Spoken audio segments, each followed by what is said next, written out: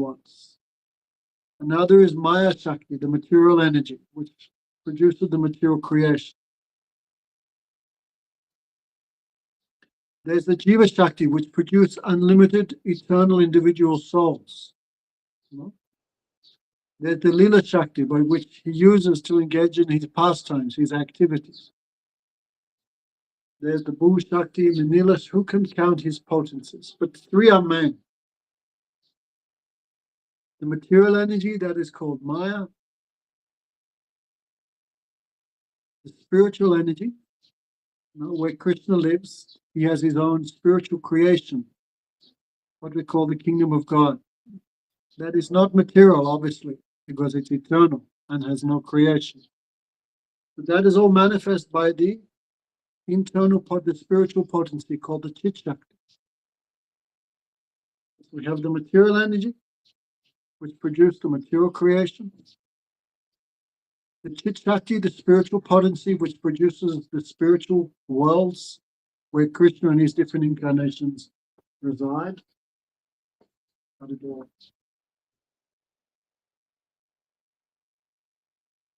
And thirdly is the Jiva Shakti, a third energy of Krishna. That is us, this individual souls, like sparks from a fire. So if the spiritual potency is like a fire, then we are like sparks, fragments of that. So therefore the soul can live in both the material world and the spiritual world. Therefore another name of the soul is called Tatastha. Tatastha means it can go both places. So the spiritual creation, there's no time, because time is a material energy. In the spiritual world, there's no creation, because everything eternally exists. And the spiritual world is full of variety. Like the material world is full of variety, and the material world is inferior. So why the spiritual world also won't have so much varieties? There is also form, there is also fragrance, there is also sound, there is also twacha. Twacha means the sense of feeling. Form, taste, fragrance, touch, sound, hearing, all these qualities also exist in the spiritual world. But all of these are eternal and give so much happiness, unlimited happiness. Not like the material things of this world. The forms of this world are temporary. Beautiful women, beautiful man, gold, wealth, nice house, this body, all is temporary.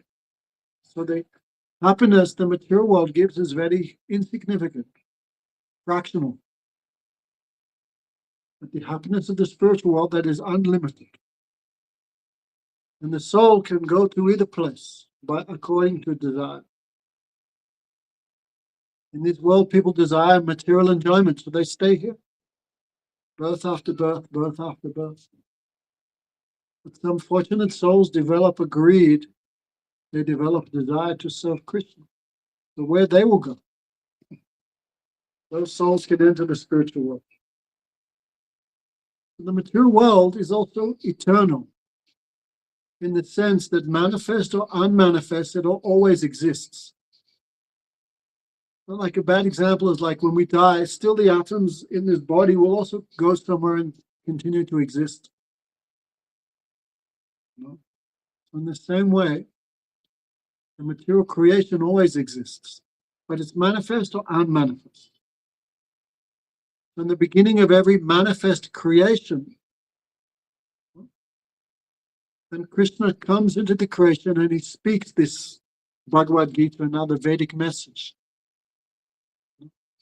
So the souls of this world, by listening, by following those Vedic instructions, they can achieve purification, they can achieve love of Krishna, they can achieve all perfection. So this sound vibration of the Vedic teachings, this is like a rope. And how it comes to us, we described last week, remember? From Guru to disciple, from that disciple, from Guru to disciple, that disciple then becomes the Guru, because he has heard the instructions and followed, then the same instructions he gives to his disciples. And those disciples who follow those instructions, they'll be the next guru. If they follow properly and perfectly, they achieve perfection, that person will be the next guru.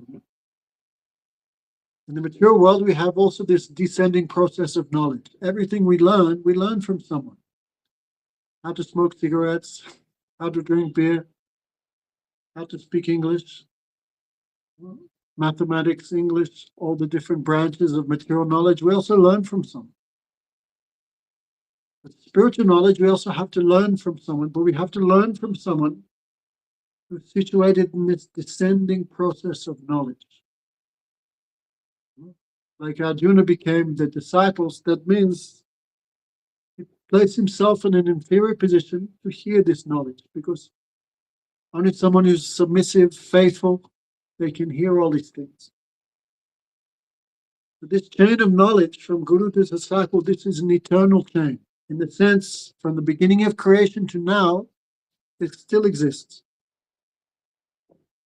You may think that's impossible, no, but Krishna himself arranges that there's always qualified souls who can continue this message of Parampara, this Vedic message. And for Vedic message, we cannot understand just by picking up a book. We have to go and hear from someone who knows it, who's realized.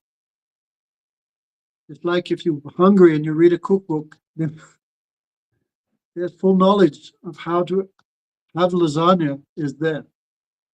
But only reading a cookbook is not enough to get that taste and realization.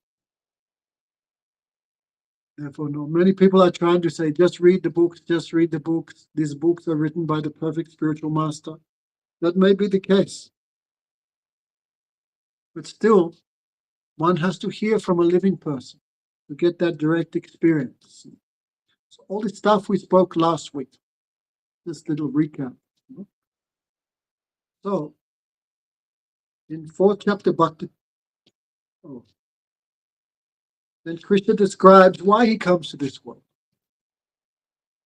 So these are famous verses in Bhagavad Gita. Chapter 4, you see verse 7 and verse 8. Most Hindus, anyway, they all know these verses. Yada yada hi dharmasya glani bharatiya bharata abhutasya dharma bhutasma dharmasya tadatmajam srijamyaham padatanaya sadunam vinasaya taduskatam dharma samstapanataya sambhavani yuge yuge. Krishna says, I appear in every age. No? When there is yada yada. Yada means yuga. Yuga means time. In the Vedic time, measurement of time, there are 4 divisions: Satya, Treta, Dwapa, and Kali Yuga. Put up your hand who's heard of these 4 divisions. No one. Carlos, put up your hand. And I can say, yet, no, you've never heard of Satya, Treta, Dwapa, or Kali? Just put up your hand if you have. Okay, why didn't you put up your hand 5 minutes ago? Then I can see. So Krishna descends, Krishna appears in each one of these ages. I think last week we also discussed this. Huh? Okay. Thank you, Jessica, from Mexico. So, in every age, Krishna appears. So in Satyuga, he appears in a white form, and he taught meditation. In the next age, Treta Yuga, he taught fire sacrifice. He had a reddish form. In the previous Yuga, Kali Yuga, he appeared in his original blackish complexion. That's Krishna himself. And who is the incarnation that appears in this Kali Yuga? I think last week we were discussing that. That is Lord Chaitanya. Vadana Vadana Hemangas, Vadanas Changanadi, Sanyasa Krita Chamena Nishta Shanti Parayan. Krishna Vananam. He always, Vanana means to chant. So he always chants his own name, Krishna, Krishna. Vanana means syllables or to speak. No? So Krishna Vanam, the incarnation of this age, he always speaks the name of Krishna. But Atwisa Krishna. Another meaning, Varana also means complexion. He's Krishna, but he's not black. Atwisa Krishna. Atwisa means not black. He's Krishna, but not black. What's the opposite of black? That is gold. Krishna Varamatwisa Saangupa. He appears with his limbs and his weapons. Means he appears with his major expansions, like the arms and legs are the major expansions of the body. So Krishna appears with his major expansions like Nityananda and Advaita. And Upanga means like fingers, so it appears with his major expansions, and like fingers means like minor expansions, like great devotees like Rupa and Sanatana. Yeah, this is your first time in such a class. You know about Lord Chaitanya? You don't know. You've got to start doing some reading. So, Krishna appears in this age in a golden form. He's Krishna, but he's not black. And what's he doing? Krishna Varanam. He's always chanting Krishna, Krishna. He appears with his major expansions, like Advaita and Nityananda. And his Upangas means like little fingers. Fingers so much important. Without fingers, you cannot hold a spoon, you cannot cook, you cannot write, you cannot do many things. So the Upangas means like Rupa and Sanatana, the great devotees who appeared with Lord Chaitanya 500 years ago. And what's he doing? No, he's always chanting this Hare Krishna, Krishna Krishna, Hare Hare, Hare Ram, Ram Ram, Hare Hare. And those who are very intelligent in this age of Kali, they worship that incarnation. So Krishna talks about this in 8th chapter, 8th verse of chapter 4. He appears in every age. 5,200 years ago, Krishna appeared perfectly in his darkish complexion form. And 550 years ago, he appeared in his golden form. And what does all these incarnations do? What do? They all, when irreligion is very strong, they destroy irreligion. Paratanaya sadhunam vinasayati duskritam. They destroy irreligion. Like, how do you take darkness out of a room without lighting something, without a torch, without a light bulb, without a candle? You cannot remove darkness. So how the Supreme Lord removes ignorance, removes darkness in these ages? By giving this knowledge. Like, how do you take air out of a bucket? You cannot unless you put something in the bucket, like water. So how the Vedic teachings remove ignorance? By giving knowledge. Just like you're in a dark room, you cannot see anything. But you turn on the light bulb, immediately all darkness is dispelled. So he comes in every age to establish real religious principles and to destroy your religion. Especially in this age, your religion is so much prominent. Sieta is vegetarian. Her name is Shoned, Maharaj. Shoned. Her name is? Shoned. Shoned. Where's she from? Shoned. It's a Welsh name from Wales. Oh my God. So she's from Wales. You're not vegetarian, Shoned? Not exclusively, no. Wow. You'll have to work on that this week. Your religion has 4 legs, like a dog has 4 legs. Meat eating, intoxication, gambling, and sex, illicit sex life, sex outside of marriage. Like a dog has 4 legs, your religion has these 4 legs. He runs on these 4. I was just in a hotel, anyway, and morning time you see all these young, they're obviously not married, all coming out of the hotel. No, what doing? Rubbish activities, like dogs on the street without marriage having sex. So people who have mentality, animalistic like mentality, without marriage is having sex. I like, I feel, I do. This is one leg of the dog of your religion. Meat eating. Irreligion destroys cleanliness of the family, cleanliness of the body and mind. It destroys everything. Meat eating destroys religion, compassion, mercy. Okay, so now be kind. Don't eat your friends. So illicit sex, meat eating, gambling. Gambling destroys honesty. It destroys, what's the word? Satisfaction. Just what you have, be happy with that.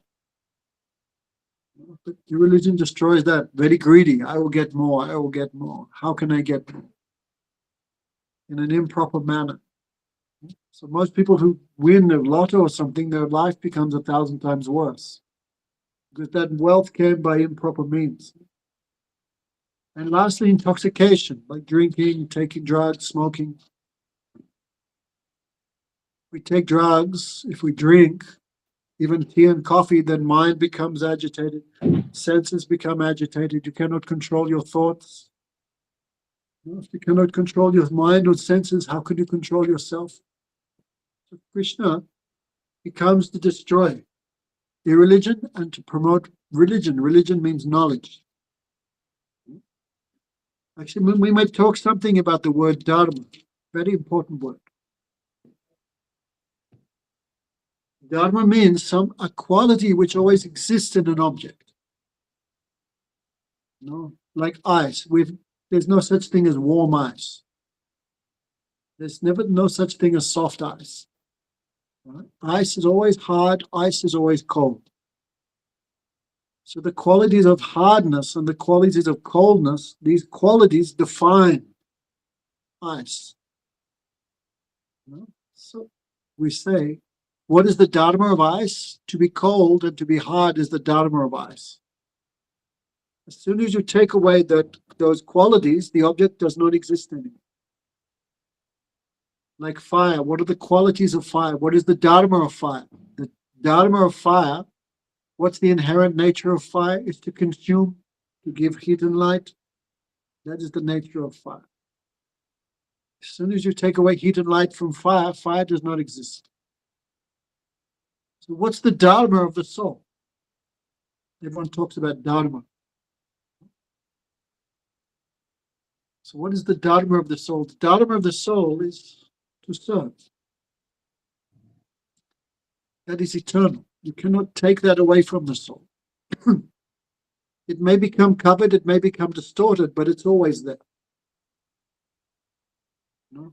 Just like water, the nature of water is to be liquid.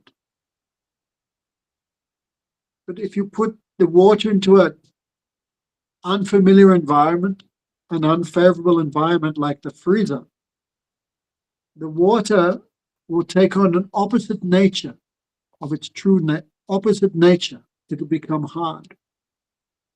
Or if you boil it, water becomes gaseous and it loses its liquid nature. But that apparent loss of its inherent qualities is not eternal. It's temporary. As soon as you take the ice out of the fridge, the ice reverts back into water, which is its real nature. As soon as the steam condenses, then it comes back into its real state. So the soul's eternal nature is to serve Krishna. Why has Krishna made the souls? The Krishna has made the souls for his own service. And if you accept that, then you're situated in your proper dharma, your true eternal nature. But the soul is not just like water or fire. The soul has consciousness. So water and fire have no free choice, but soul is conscious. Conscious means free will, free desire. So if the soul chooses not to accept servitude to Krishna, then that soul can take on a temporary, perverted nature like water can become ice. So when the soul comes to this material world, for whatever reason, because the soul chooses not to serve Krishna. We talked all about this last week, I remember. This material world is called Durga, the prison house. And so not, right? Why the soul comes to the material world? Why you are not now in the kingdom of God? Why you're in Wales? Karma. No, karma has a beginning. What's the beginning of karma? Karma means the effect of your actions, but what's the first activity, which is the cause of all the rest, the result? So what did you do wrong for the soul to come to the material world and take birth here? I didn't You learn chose my not to- lesson the last time. You chose not to serve Krishna. You thought, why should I serve him? Why should I be a servant? I should be an enjoyer, a master. And the soul has free will. Krishna not disturb that free will. So you don't want to serve, you want to enjoy, then you have to go somewhere. You cannot go to the kingdom of God, because in the kingdom of God, everyone is loving servant of Krishna. And you have chose not to go there. So you have to go somewhere. So those souls come to the material world, the material creation. And their desire to be separate from Krishna has incarcerated them. And the soul has now taken on a temporary nature, like water has now become ice or steam. So that temporary nature is not permanent. No. So the opposite of being a servant is being an enjoyer. Okay, Carlos, are you an enjoyer or are you a servant? Which one are you? Both. I'm still working on it. Can't be both. Sometimes I serve, So sometimes I enjoy. that's why we're still here. So our desire has to become pure. Pure. When there's no other desire, then you're 100% servant. And still some other desire, then we'll have to stay here because we want to stay here. Anyway, so the soul has come to this world. The soul's eternal nature has become transformed. Not really, it's always there, but the environment has caused a transformation. So all the souls in this world are trying to enjoy this body, trying to enjoy what's related to the body, house, husband and wife, children, food, all the things, all the goodies of this world. Instead of using that as for Krishna's service, we're using that for our own pleasure. And that desire is the cause of our bondage. So anyway, by hearing from devotees, by chanting the names, especially by hearing from devotees, one gets the seed of devotion. The seed means the desire, I will serve Krishna. If you never heard about Krishna, how can you desire to serve him?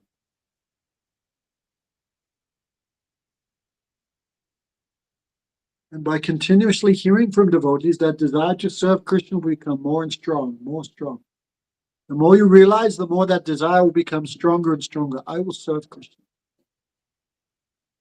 Then gradually the soul gives up its temporary nature, its perverted nature, its opposite nature, and again reverts to what she always was. So we are not trying to become anything. We are just trying to realize who we already are. So that is called Sanatana Dharma.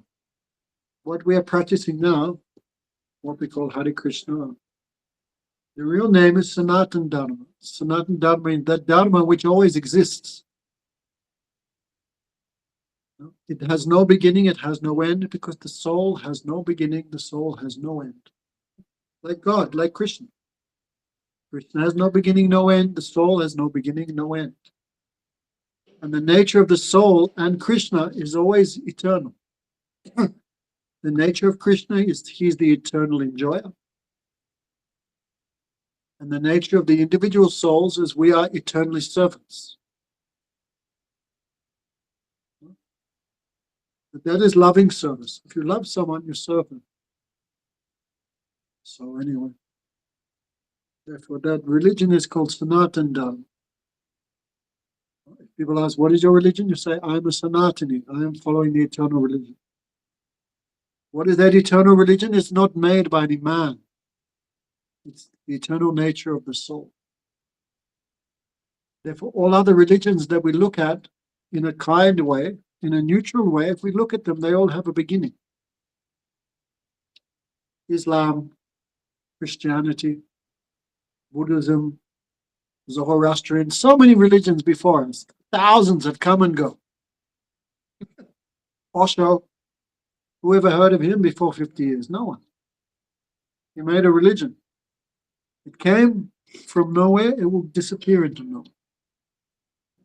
The religions of the Greeks, the religions of the Romans, the religions of the Celts, the Druids, come and go. So, because they have a material origin, they have a beginning, therefore they will have an end. But what we are practicing has no beginning and no end. Because the soul has no beginning and no end. So Krishna comes to revive that religion, that dharma. Therefore, Krishna's activities may seem strange. Krishna steals, Krishna lies, Krishna cheats. Then many people look at Krishna's activities. Oh, what is this? This is irreligion, they think. And out of lack of knowledge, they give up. But religion is not for God. He is beyond religion and irreligion. So-called good and bad, he is way beyond that. Good and bad is only relative in this world. But what we are talking is beyond good and bad. When the soul achieves perfect desire, where the soul goes to the spiritual world. In the spiritual world, because there's no bad, there's nothing to relate to. There's no good also. If you can understand what I'm saying. So, Krishna comes to teach this religion, this dharma. And how it comes to us, these teachings come to us through the chain of gurus. So here, chapter 10, we'll get to the main subject. Vitaraga Bhayakrodha Mamaya Mamupasrita Bhava Jnana Tapasya Prita Madbhavamajataha. Chapter 4, verse 10.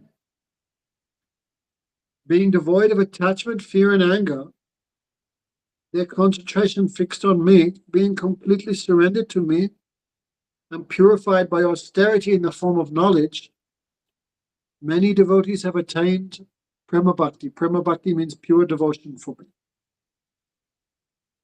So 3 obstacles.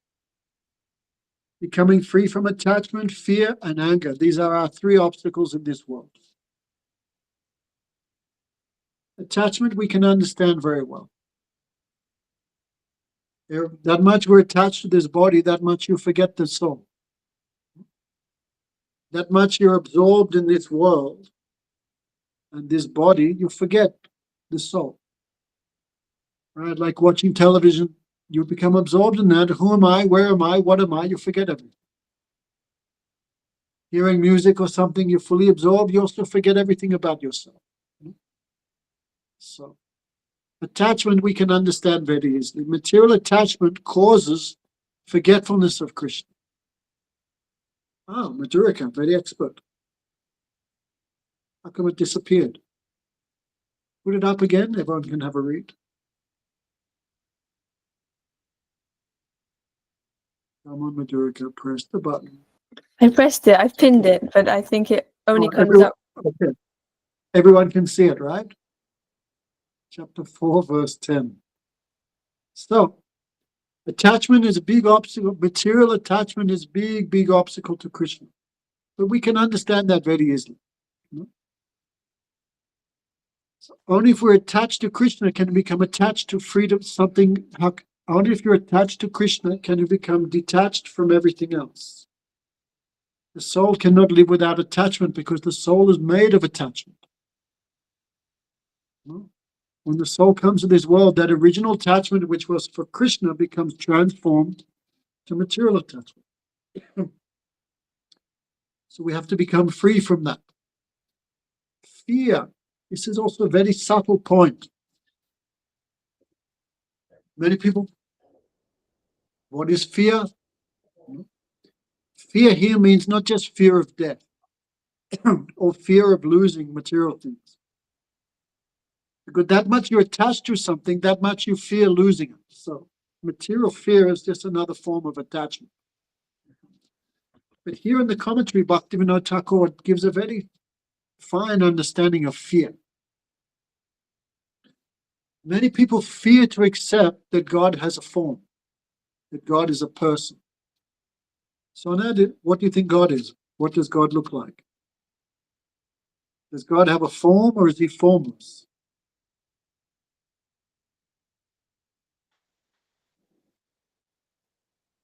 I wouldn't classify it as somebody or something. It's everywhere. Exactly, It's in like everything. gas, right? Like oxygen. Like gas, like oxygen. It's everywhere. You can't see it, but exists. Okay, so now this is called impersonalism. Why God can't exist? Why he can't have a form? Why he can't be a person? You're a person, you have a form, you have existence. Why can't God be a person? Why can't God have a form? Why can't God have existence?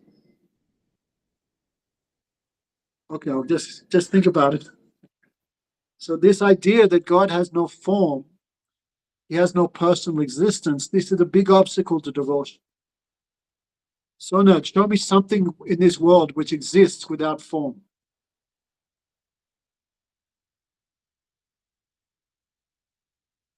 Everything. How do you know chairs exist? Love. Love also has a form, you can see it.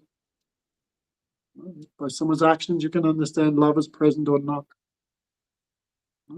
So love also have form. So this is our big error, our big mistake is to think that God has no form. If God has no form, you are denying his existence. Imagine if I said Sonat has no eyes, no ears, no arms, no legs. What does that mean? Sonat does not exist. So the first obstacle is material attachment. The second obstacle is fear. Because we're using our material intelligence to understand something which is beyond matter and inconceivable. In this world, everything which exists has a form. So everything in the material world has a cause, it has a beginning, it's limited and temporary, therefore it has a material form. So people use material intelligence and think, well, God has no beginning, God has no cause, therefore he must be formless. And he's not material. In the material world, all material things have form, so God must be formless. But this is just material thought. This material intelligence arriving at a faulty conception. Why God cannot have a form? Even the Bible describes the eternal form of the Supreme Lord. In Genesis, it said, God made man after his own image and likeness. So if you're Christian, that means God also has 2 arms and 2 legs. The Quran says, Ya inalaha men surathin. Allah made man as if looking in a mirror. It says that. The reflection in the mirror has 2 arms and 2 legs. So God also has 2 arms and 2 legs. So we fear this. If God is a person, Sonat thinks if God's not a person, then everything in this world I can enjoy without competition. Right? It's like if you have a pizza in front of you and a guest comes to your house, then you have to give him a slice of the pizza. Like when you get something and you hide it from others so you can enjoy it yourself. Right? So people fear if God has a form, that means I have to serve him, I have to give something to him. But I can deny his existence by saying he's formless, then there's no competition to my material enjoyment. It sounds, Sonat's going, that's not me. I'm not like that. But if you go deeply and think, then why not? Your idea that God is formless is rooted in envy of his existence. He does not exist. Only I exist. Only I have eyes, nose. Only I can enjoy form, sound, taste. This world is for me only. So the idea that God is formless, has a very deep root. Maybe we cannot even understand it ourselves, but it's based in envy, selfishness. So many people fear the idea that God has a form. If he has a form, that means the soul also will have a form. Otherwise, how can the soul serve him? So in this world, relationship always transforms into suffering, always. Like we're born, we enjoy the love of our mother and father, but then they die. Must die. Old age claims everyone. Death claims everyone. So that affection, that much affection you felt for your mother and father, that much suffering you'll feel when they die. Or your friend, or your wife, or even your stupid mobile phone. Right? When we lose a mobile phone, how much distress? Oh my God. Everything was there. My banking, my email, my social media, all my pictures gone, lost. So that much you're attached to something. When you lose it, that much you suffer. Everyone has this experience in the material world. Therefore, people, and what to speak of other things, if you love someone, then that person always cheats you. Because they have so much desire. Like our parents, God bless them. No. It's not that produced us in the womb of our mothers just out of some great altruism. Because the transformation of desire and sex life, baby came. Then parents think, I will get so much pleasure from this child. The child becomes another object of their enjoyment, like their car, their house, their bank accounts, this body. And the child also always looking towards the parents will fulfill all my desires. The parents think the child will fulfill all my desires. Because all souls are full of material desire in this world. Don't think the child is born, he have no material desire. He's a bucket full of desire. That's why he took birth. So if two people are trying to enjoy the same pizza, then comes competition, friction, envy, greed, anger, attachment, lust, greed. And when your desires are not fulfilled, then anger, illusion, madness, all these things come from desire, material desire. So material relationships always have a transformation. No, when parents start giving money to the child becomes angry.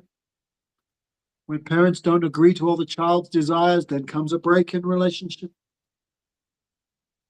When child give money to parents very happy. As soon as the child stops giving money to the parents in old age, comes break in relationship. So people fear God as a person because they have so much suffering from relationships in this world. They fear eternal relation with Krishna. So if God does not exist, he has no body, he is not a person, there's no question of fear of relationship. So this second point, attachment and fear is very deep. Very deep. So now, God is unlimited. Why you limit him by saying he is formless? Think about it carefully. This idea he is formless, this has a root in fear. Anyway, so try to come out of that. Why be afraid? If God has a form, there's no loss for you, right? Then you can see him. Then you can speak with him and he can speak back to you because he has a mouth, he has ears. Okay. So I don't want to make Sonat too much fearful. She never comes back. But still. If God if God is in everything, though, surely, just reflecting upon what you've been saying, if God is in everything, he could both take form in those droplets within everything, but also be formless. Why can't he be both? He, she, whatever. It. Come on, don't make him sexless already. God, it's only been 5 minutes. What? So his form is spiritual, therefore you cannot see it with material eyes. His form is everywhere, inside everything, but you cannot see it because we are not qualified. So the entire creation rests in his form. Not that he's in everything, which is true, but everything is also in him. Right? When Krishna was a baby, then babies eat dirt. Baby Krishna was eating some dirt, and his friends told his mother. So Krishna's mother ran it. When she heard Krishna was eating dirt, she ran them. And all the friends said, Krishna is eating dirt. How much dirt is baby Krishna eating? Like this much? Like a little bit. But the friends are telling mother, he's eating like this much dirt. So mother became fearful and ran. Are you eating dirt? Then Krishna became afraid of his mother. No, I'm not eating dirt. But she not believed him. Open your mouth. Then Krishna did not want his mother to see dirt in his mouth. Therefore, when he opened his mouth, what she saw inside his mouth, the entire creation. Not just one universe, millions and billions of universes, all inside him. So don't limit God just to think he is inside everything. No. Everything is also in him. So now, where are you now? You're in the stomach of Krishna. It's very nice. So his form is not limited, but we have no experience of, we have only experience of material form. We have no experience of spiritual form. So formless he is without form and with form, that is both true, but form is prominent. You cannot have formlessness without a conception of form. Therefore, when scripture says God is formless, it means he has no material form. That's all it means. He is formless, he has no material form, not like this world. Like there's one nice verse in the Upanishads. He has no eyes, but he sees everything. He has no hands, but he accepts the offering. He has no legs, but he moves here and there. I give pranam to the Supreme Person. How can someone have no eyes, but see everything? So then, what does that mean? He has no material eyes like this world. He has spiritual eyes. With spiritual eyes, he sees it. He has no material hands, but with spiritual hands, when you offer him butter, he accepts it. He has no material legs, but with spiritual legs, he moves behind the cows of Vrindavan. So when people hear formlessness, they use material knowledge to think another thing. But the entire creation is full of form. Why would the creator be formless? Because what's in the effect must be in the cause always. If there's a mango and you make a lassi with mango, the cause, which is the mango, is always in the effect, which is in the lassi. Material example, but still it's there. If both parents are black, the child will be black. If one parent's white and the other one's Chinese, the child will be half white, half Chinese. So the cause is always in the effect. This world is full of form, therefore form must be in the cause, but that form is eternal. Okay, so now do you understand the idea of Krishna? So Krishna is the supreme eternal person. He has no material body. He has no material form. He has eternal, all attractive, spiritual form. How can you meditate on God if you can never see him? So he has form, but that form is only qualified persons can see. So anyway, this idea of form, this idea of fear, we have to give up fear. Many people fear Krishna. Oh, if I serve him, I lose all my enjoyment. That is the foolishness. That is our foolishness. We think if I serve, I cannot be a master. Like Carlos said, right? We're like 50-50 at the moment. Anyway, at least we're moving in the general good direction, so don't fear. So in this world, if we serve someone, they exploit us. But Krishna is not like that. Krishna is full of nectar. Ananda means bliss. If you serve him, you become blissful, you become happy. So anyway, this topic of fear is very deep. So don't fear Krishna.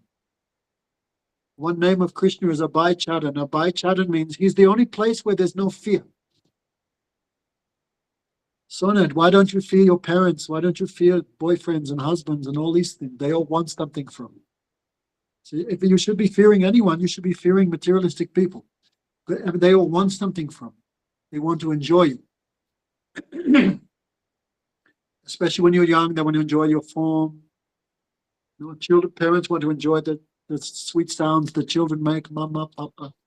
Everyone's trying to enjoy, but Krishna has no material enjoyment, so he doesn't need or want anything from you. So Krishna is the only place there's no fear. We are so much foolish, we fear to serve him. We fear to give up our own suffering.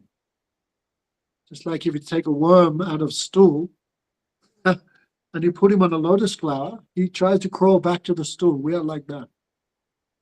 Anyway, this is a big topic. Why we are so much averse to Krishna. For millions of lifetimes, we have been averse to hearing about it. Like if there's any big football or cricket match or any big concert, millions of people will go. But we talk about Krishna, only 8 people come online. Why so much? We have so much aversion to hearing about Krishna. This is all fear. And last, anger. It's also a big topic. Many people we hear, they say, if God is so good, why there's so much suffering in this world? If God is good, why the Palestinians are suffering? If God is so good, how come the Jews are suffering? If God is so good, why my auntie died of cancer? So many people, because of that, so much miseries of this world.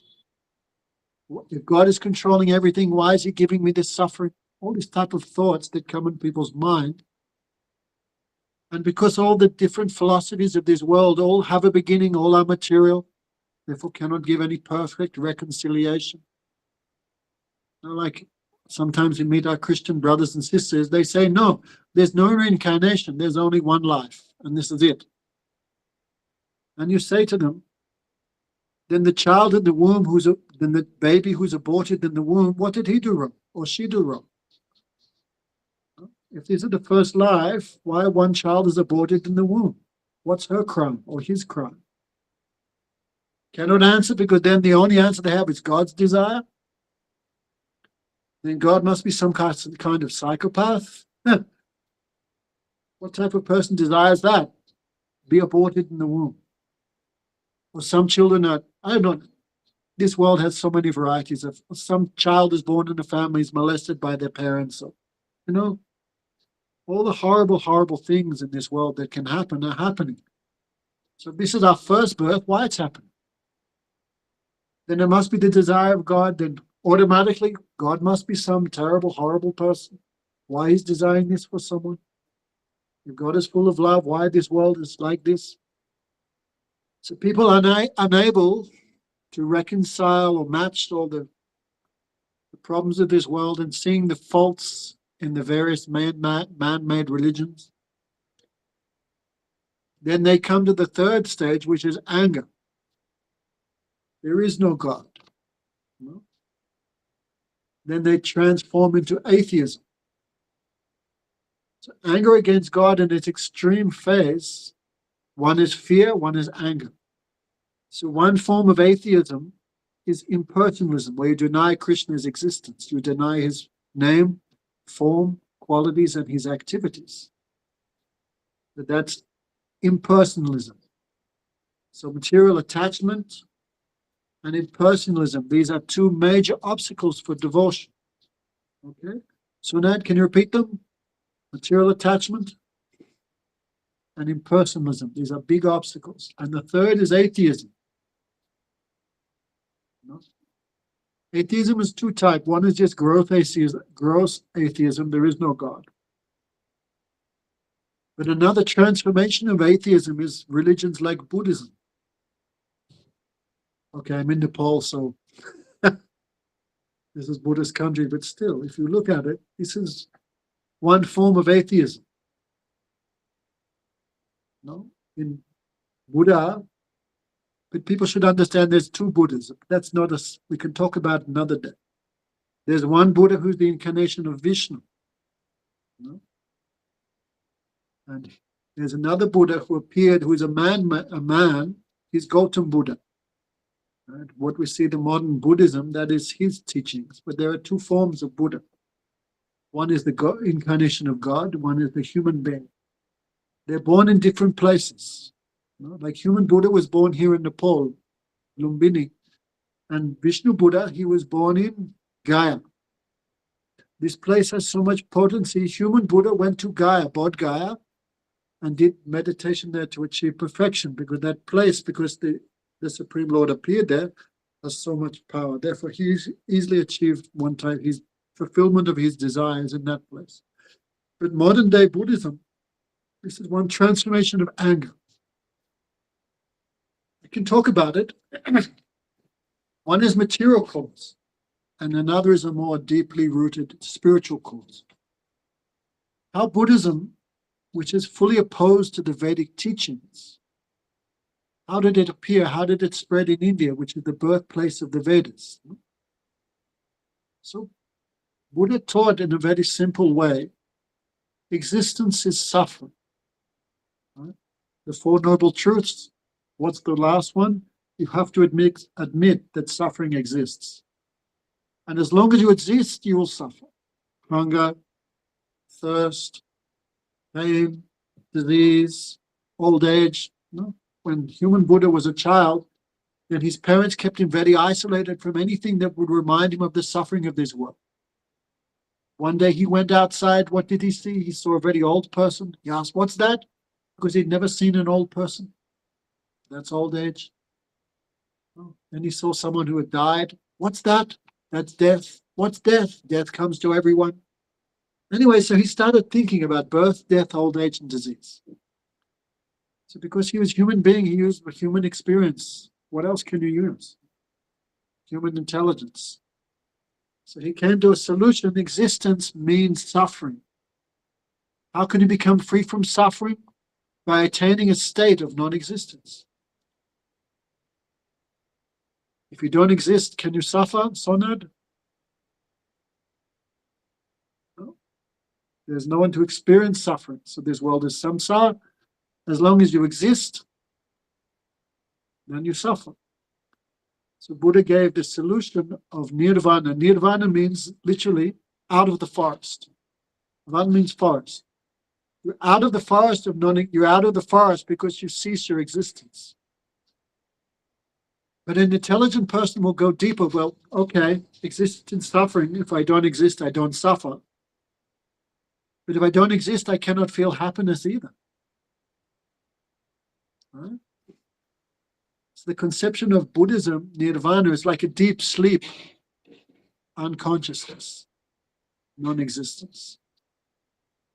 Therefore, Buddha, to promote this theory, there are 14 unanswered questions in Buddhism. When they asked him, is there a soul? Is there an eternal soul? Is there an eternal self? He remained silent. Is there a God? He remained silent. He not denied, but he remained quiet. Is there a soul? Is there a God? Does the soul exist after liberation? All these various questions, he remained silent. So Buddhism is a transformation of anger, because it's denying God, it's denying the soul. Of course, these days that it's transformed, they've made Buddha into God. Anyway, that's a whole nother thing. But Buddha himself, he never taught any of these things. No. Anyway, so Buddhism is scientific atheism. The scientists are promoting one type of atheism. This consciousness comes by a combination of matter. When matter dissolves, consciousness is finished. Therefore, the modern scientists very foolishly, do not believe in the soul. But if you ask the modern theist, that's actually, I must admit personally, that's why I became so much attracted to these teachings in the beginning. Like I went to a Catholic school, God created everything in 7 days, okay. No. But when we came, but it's still in a Christian school, they were teaching Darwin theory. somehow the elements formed into a primeval soup, and from that somehow some consciousness emerged into the first microbes. But question comes, the elements of matter, where did they come from? Stuart just left. No need to fear atheism. Matter, where did matter come from in the first place? No answer. Darwin remains silent. And how can a material soup produce consciousness? Because matter has no consciousness. Silence. When I first came in contact with these teachings, then especially Prabhupada, so much he would preach against the foolishness of Darwin's theory. So Nat, where do you reckon you came from, a primeval soup? That's what Darwin's teaching. But it's not very likely. A combination, a soup, from that came a person. From that came all the variety, the very structured variety we see in this world. That's called madness. Anyway, so one is just blatant materialism, material atheists, but that spiritual atheists are the impersonalists and the people who go one step further, like the Buddhists. There is no God, there is no soul. This world does not exist, it's like a dream. If the dreamer doesn't exist, the creation also doesn't exist. Anyway, so these are very big topics, but attachment, Stuart's back. Attachment, fear, and what's the last one? Attachment, fear, and anger. One has to become free from all these blockages, these obstacles. Does anyone have any question for today? Anyone? I can't see everyone online. Maharaj, if you click, there's 3 buttons at the bottom. If you click there and press adjust, 3 dots. yeah, and then if you press Is it 3 adjust dots? view, and then you can press tiled legacy, then you can see absolutely everyone who's got their camera. Forget it. I have an Android. Oh, okay, I don't know. If it works. So there's a few people I can't see online, so please forgive me for that. Did anyone have any questions?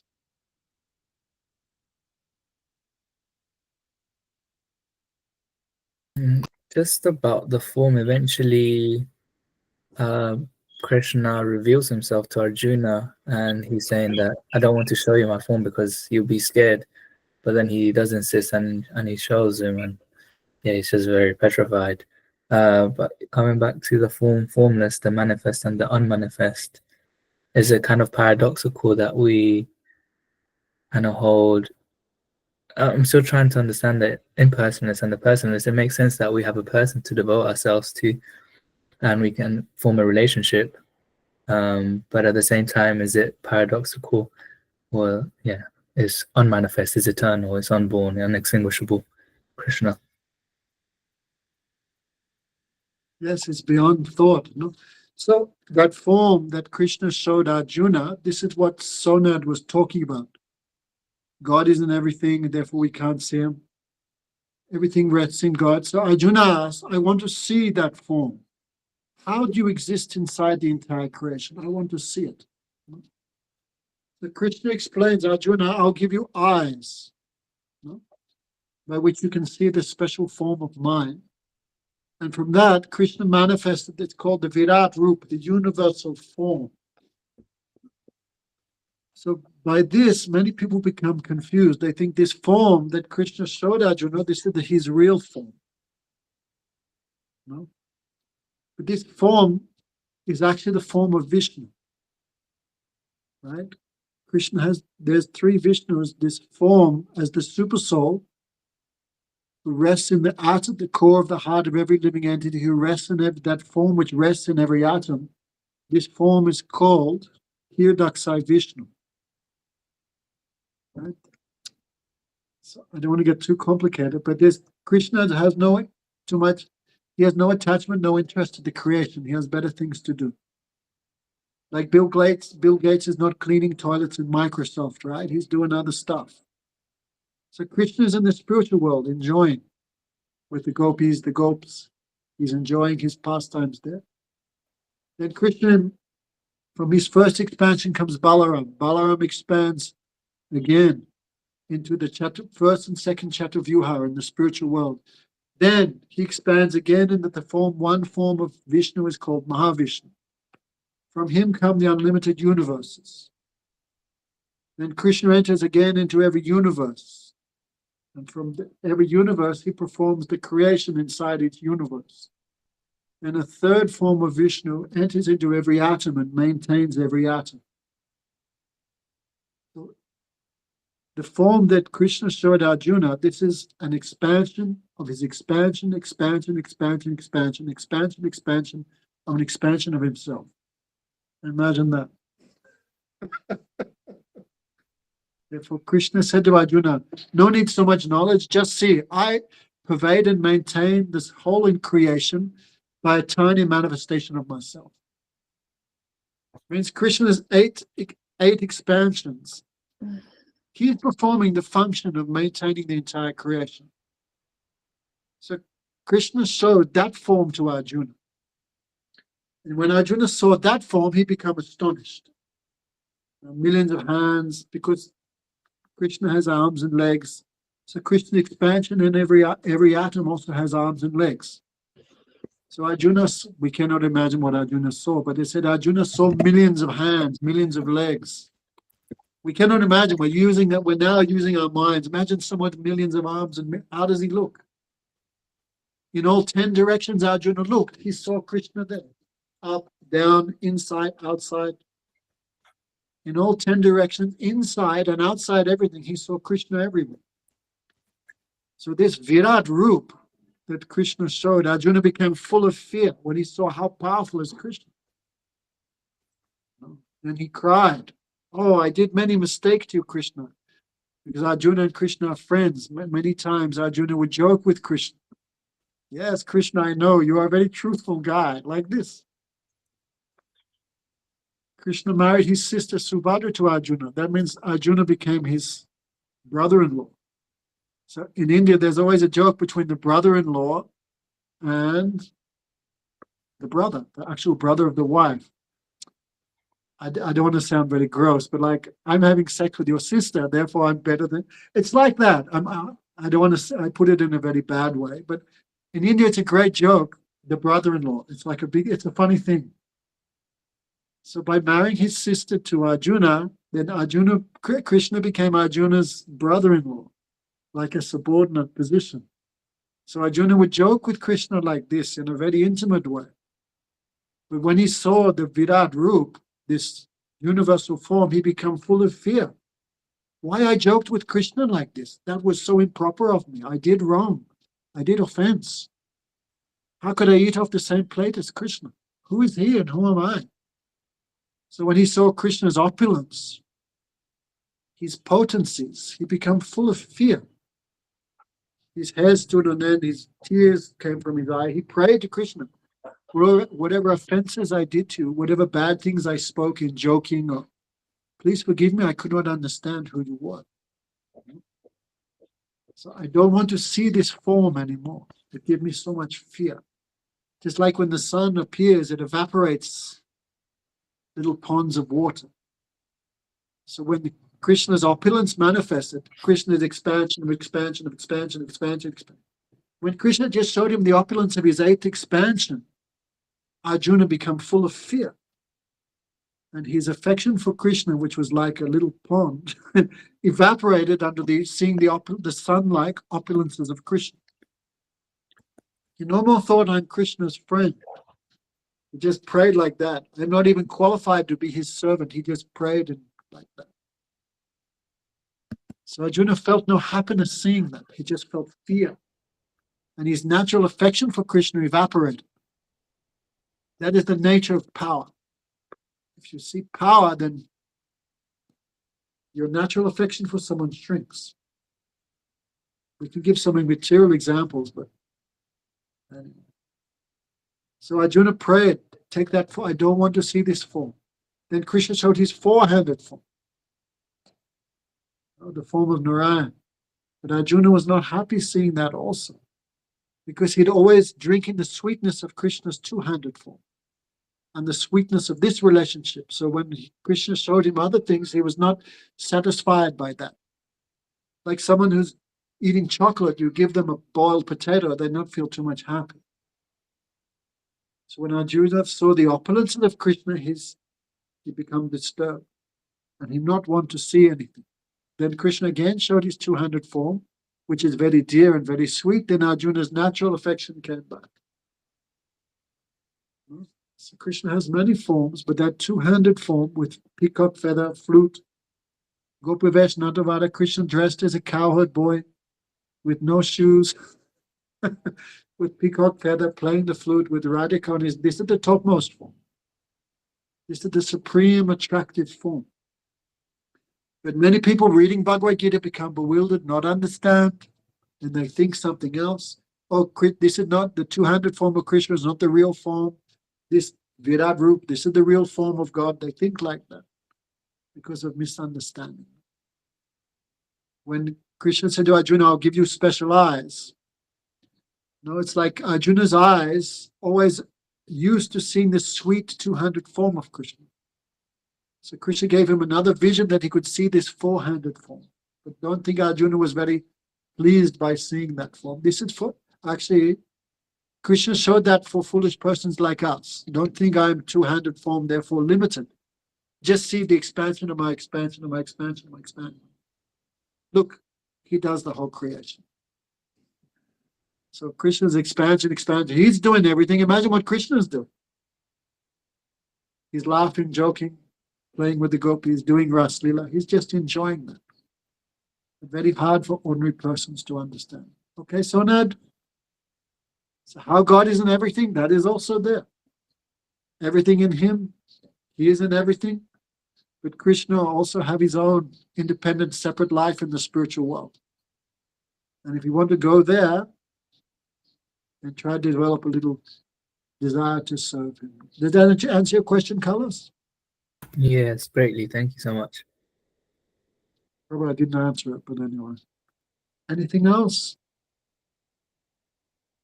Okay, Sonat, no more chicken for you. If you eat meat, Sonat, what's going to happen to your next life? I don't like chicken much anyway. Okay, fish. You keep eating fish, what's going to happen to you?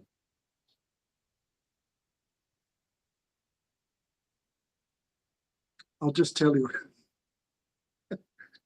If you're eating fish, you're giving pain to others. That pain you're going to have to taste in the next life. This life also. And next life, you'll also have to taste it. Next life, you'll take birth as a fish or a chicken. Then someone will catch you, kill you, chop you, then you'll understand. The pain you give to others, that pain you're going to have to taste yourself. Don't eat meat. It'll cause you to take birth in the lower species. And believe me, there's no happiness in that. Also, if you eat meat, it's very hard to understand all these topics, because brain and heart is contaminated.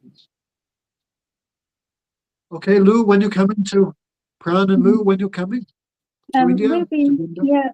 Hi, Krishna Maharaj. We've been here since the beginning, more or less.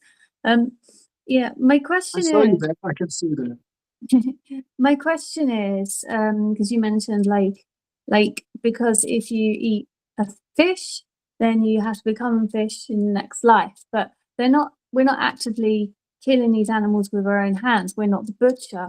Because if we apply this to, we can apply this to everything else. For example, if we wear clothes that are produced in like a sweatshop factory, even though we are not the boss of the sweatshop factory, but if we are involved in these purchases, then we're going to have to, is this just the depth of kind of like entanglement?